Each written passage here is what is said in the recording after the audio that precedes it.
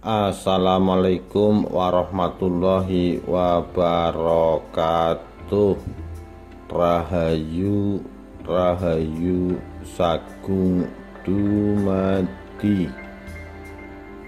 Duel maut Eyang Kemiri melawan Macan Gadungan dalam babat alas di Jember.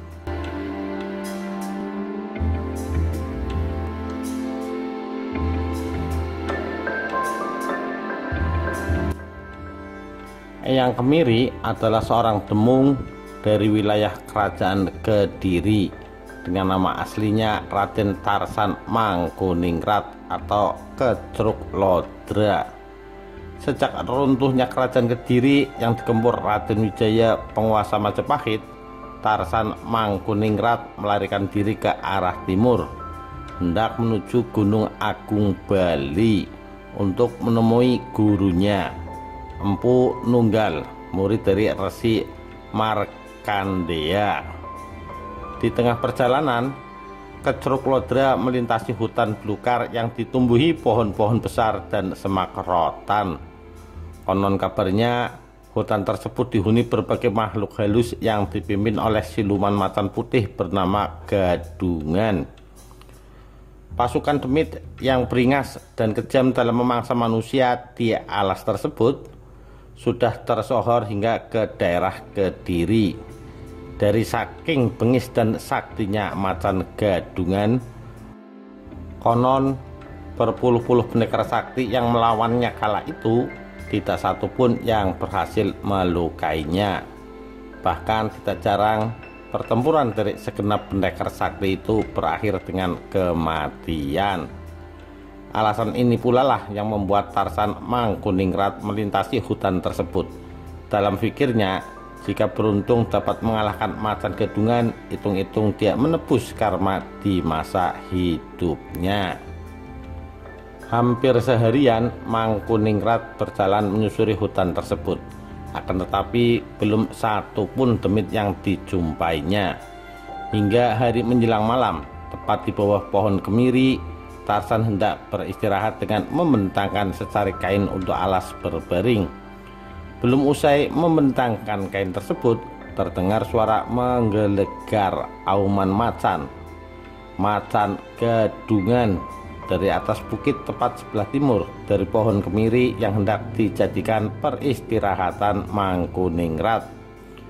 Singkat cerita, Tarsan pun menghadapi macan siluman itu dengan terlebih dahulu disertai percakapan yang serius.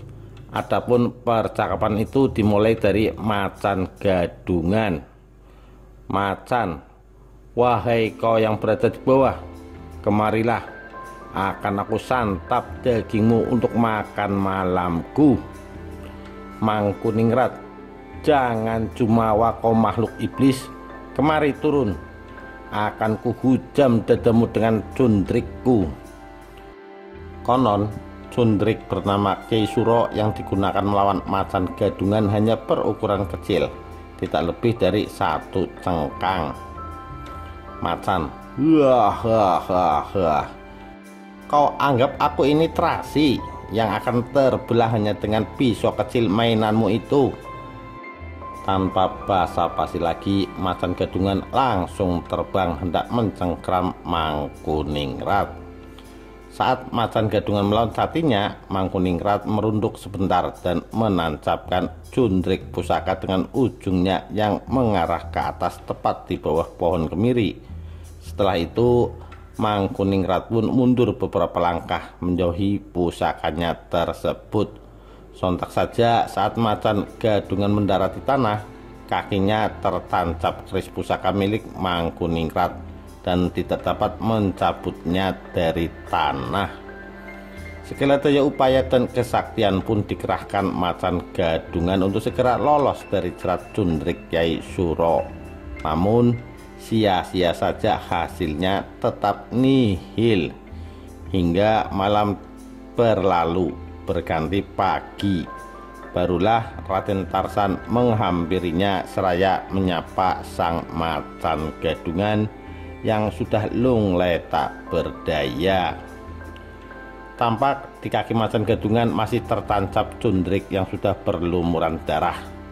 Melihat Raden Tarsan berdiri gagah di depannya, macan gadungan pun menangis, mohon ampun seraya berjanji akan mengabdikan hidupnya kepada Mangkuningrat tatkala ia diampuni dan dibebaskan dari jerat cundrik pusaka yang membelenggu kakinya.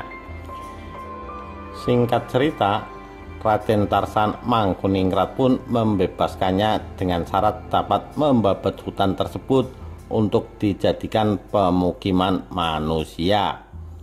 Dan terjadilah kesepakatan itu dengan dicabutnya cundrik suro yang menjerat kaki macan gadungan. Entah apa alasannya, Raden Tarsan mengurungkan niatnya menemui gurunya di Pulau Bali hingga mengawali peradaban dengan menetap dan bermukim di alas tersebut. Atas dasar adanya macan gadungan di hutan tersebut, Mangkuningrat memberi nama hutan itu dengan nama Padukuhan Gadungan. Hingga beberapa tahun berlalu, alas Gadungan menjadi pemukiman yang padat penduduk. Diketahui kala itu Raden Tarsan Mangkuningrat yang sudah bermukim di Padukuhan Gadungan menjadi sosok pemimpin sekaligus guru besar kedikjayaan dari segenap pahlawan Nusantara. Dan kala Belanda mulai masuk merambah wilayah itu, Raden Tarsan jatuh sakit hingga akhirnya meninggal dan dimakamkan di tengah-tengah Padukuhan Gadungan. Namun cerita rakyat ini tidak akan pernah menjadi sebuah sejarah manakala tidak adanya perhatian dari pihak terkait untuk dapat lebih melakukan upaya penelitian ulang terhadap adanya bukti-bukti masa lampau. Demikian kisah duel maut Eyang Kemiri melawan macan gadungan. Sekian, terima kasih. Wassalamualaikum warahmatullahi wabarakatuh.